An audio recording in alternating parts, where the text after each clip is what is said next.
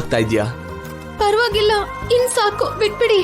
ಏನೂ ಆಗಲ್ಲ, ಇರು, ಸ್ವಲ್ಪ ಹೊತ್ತು ಮಸಾಜ್ ಮಾಡ್ತೀನಿ. ಯಾರಾದ್ರೂ ನೋಡಿದ್ರೆ ಚೆನ್ನಾಗಿರಲ್ಲ. ನೋಡಿದ್ರೆ ನೋಡ್ಲಿ, ನನ್ನ ಹೆಂಡತಿಗೆ ಅಲ್ವಾ ನಾನು ಸೇವೆ ಮಾಡ್ತಾ ಇರೋದು. The great Chanakya. ಒಂದು ಹುಡುಗಿ ಕಾಲ್ ಹಿಡ್ಕೊಂಡಿದ್ದಾನೆ ಅಂದ್ರೆ ಇಡೀ ಪ್ರಪಂಚ ಏನ್ ಅನ್ಕೊಳ್ಬೇಡ.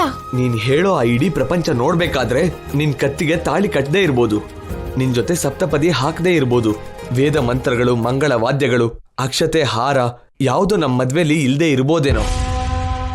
ಪವಿತ್ರ ಅಗ್ನಿ ನಮ್ಮ ಮದ್ವೆಗೆ ಸಾಕ್ಷಿ ಆಗದೆ ಇರ್ಬೋದು. ಆದ್ರೆ ನಾನು ಆವೇಶದಲ್ಲಿ ಕಟ್ಟಿರೋ 3 ಗಂಟೆಗೆ ಬೆಲೆ ಕೊಟ್ಟು ನೀನ್ ನನ್ನ ಮನೆಗೆ ಕಾಲಿಟ್ಟೆ ನೋಡು, ಆ ಕ್ಷಣನೇ ನೀನ್ ನನ್ನವಳಾದೆ, ನಾನು ನಿನ್ನವನಾದೆ. ನಿನ್ನವನು ಅಂದ್ರೆ ನಾನು ನಿನ್ ಸ್ವಂತ ಅಂತ, ನನ್ನವಳು ಅಂದ್ರೆ ನನಗ್ ನೀನ್ ಸ್ವಂತ ಅಂತ. ಸ್ವಂತದವ್ರ ಮಧ್ಯದಲ್ಲಿ ಮರ್ಯಾದೆ, ಹೊರಗಿನವ್ರ ಮಾತುಗಳಿಗೆ ಜಾಗ ಇಲ್ಲ. ನಿನಗೋಸ್ಕರ ನಾನು ಏನ್ ಬೇಕಾದ್ರೂ ಮಾಡ್ತೀನಿ. ನಿನಗೋಸ್ಕರ ಎಷ್ಟೇ ಮೆಟ್ಲು ಹತ್ತಕ್ಕಾದ್ರೂ, ಎಷ್ಟೇ ಮೆಟ್ಲು ಇಳಿಯಕ್ಕಾದ್ರೂ ನಾನು ಸಿದ್ಧವಾಗಿದ್ದೀನಿ. ನೀನ್ ನಂಬುದ್ರು ನಂಬದೇ ಇದ್ರು ನಾನು ನಿಜಾನೇ ಹೇಳ್ತಾ ಇದ್ದೀನಿ. ನಾನ್ ಮಾಡಿರೋ ತಪ್ಪಿಗೆ ನಿನಗೆ ಯಾವತ್ತೂ ಶಿಕ್ಷೆ ಆಗೋಗ್ ಬಿಡಲ್ಲ.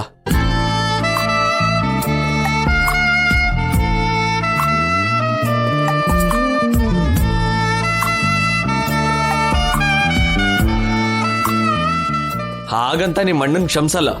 ಅವನಿಗೆ ಬುದ್ಧಿ ಬರೋವರೆಗೂ ಬುದ್ಧಿ ಕಲಿಸ್ತಾನೆ ಇರ್ತೀನಿ. ಬಂದಿರೋ ಕೆಲಸ ಪೂರ್ತಿ ಆಗೋವರೆಗೂ ಇದು ಕಂಟಿನ್ಯೂ ಆಗ್ತಾನೆ ಇರುತ್ತೆ.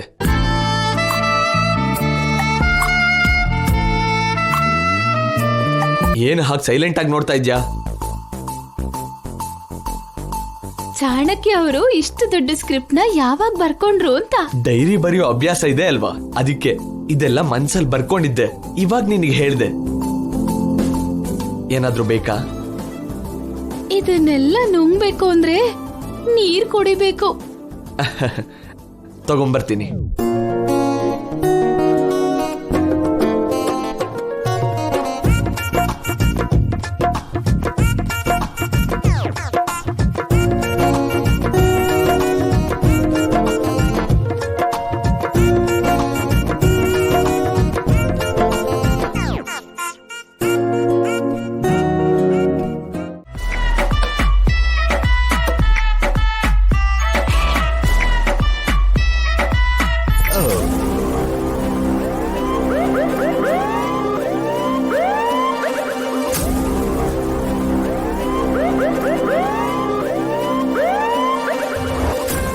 ನಮಸ್ತೆ ಸಾರು.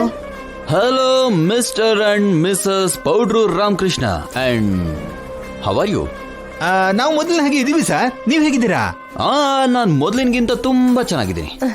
ಗೊತ್ತಾಗ್ತಿದೆ ಸರ್. ಏನು ಅಲ್ಲಿದ್ದ ವಿಷಯಗಳನ್ನ ಇಲ್ಲಿ ಹೇಳೋದಕ್ ಬಂದಿದ್ದೀರಾ?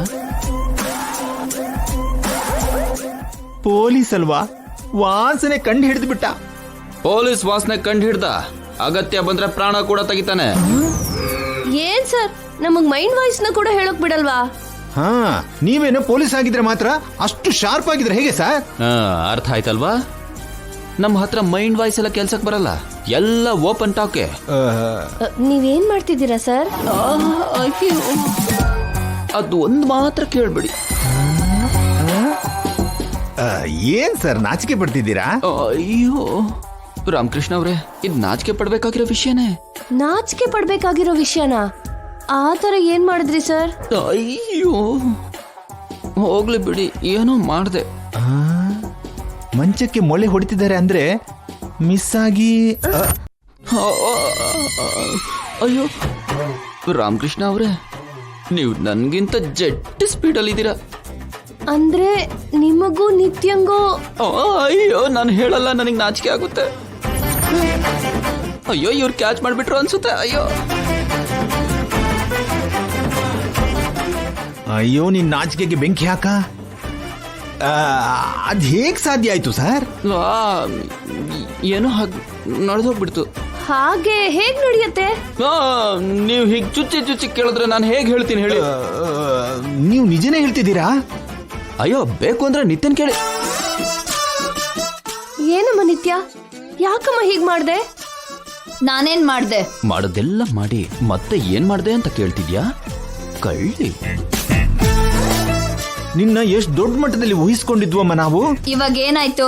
ಅಷ್ಟೇ ಬಿಡಮ್ಮ, ನಾವೇನೋ ನಿನ್ಗೆಲ್ಲಾ ವಿಷಯನೂ ಹೇಳ್ತೀವಿ, ನೀನ್ ನೋಡಿದ್ರೆ ಇಷ್ಟೊಂದು ಮುಖ್ಯವಾದ ವಿಷಯನ ನಮ್ಗೆ ಹೇಳೇ ಇಲ್ಲ. ಯಾವ ವಿಷಯ? ಏನು ಮತ್ ನಾವು ಬಾಯಾರಿ ಹೇಳ್ಬೇಕಮ್ಮ?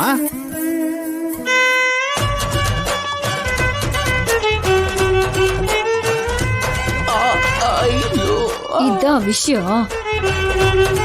ಅದಕ್ಕೆ ಅಂತ ಶಾಪದ ಬಗ್ಗೆ ಎಲ್ರಿಗೂ ಹೇಳು ಅಂತೀಯಾ? ನಿಜ ಏನು ಅಂತ ಗೊತ್ತಾದ್ರೆ ದಿವ್ಯಾ ಮಾತ್ರನೇ ಅಲ್ಲ, ಎಲ್ರ ಪ್ರಾಣಕ್ಕೂ ತೊಂದರೆ ಆಗತ್ತೆ. ಈ ವಯಸ್ಸಲ್ಲಿ ಅಜ್ಜಿ ಅಷ್ಟು ದೊಡ್ಡ ನಿಜಾನ ತಡ್ಕೊಳಕ್ಕಾಗಲ್ಲ. ಅಮ್ಮಮ್ಮನ ಪರಿಸ್ಥಿತಿನೂ ಅದೇ. ದಿವ್ಯಾ ತುಂಬಾ ದಿನ ಬದುಕೋದಿಲ್ಲ ಅಂತಂದ್ರೆ ಭಾವ ಅದನ್ನ ತಡ್ಕೋತಾರ? ದಿವ್ಯಾ ಇಲ್ದೇನೆ ನಾನಿರೋಕ್ಕಾಗಲ್ಲ, ನಾನಿಲ್ಲ ಅಂದ್ರೆ ಶಶಿ ಇರೋದಿಲ್ಲ, ಶಶಿ ಮತ್ತೆ ದಿವ್ಯಾ ಜೀವಂತವಾಗಿಲ್ಲ ಅಂದ್ರೆ ಭಾವ ಇರೋದಿಲ್ಲ. ನನ್ನ ಕಣ್ಣು ಮುಂದೆ ಒಂದು ಸ್ಮಶಾನ ಕಾಣಿಸ್ತಿದೆ ಕೇಶವ, ಸ್ಮಶಾನ.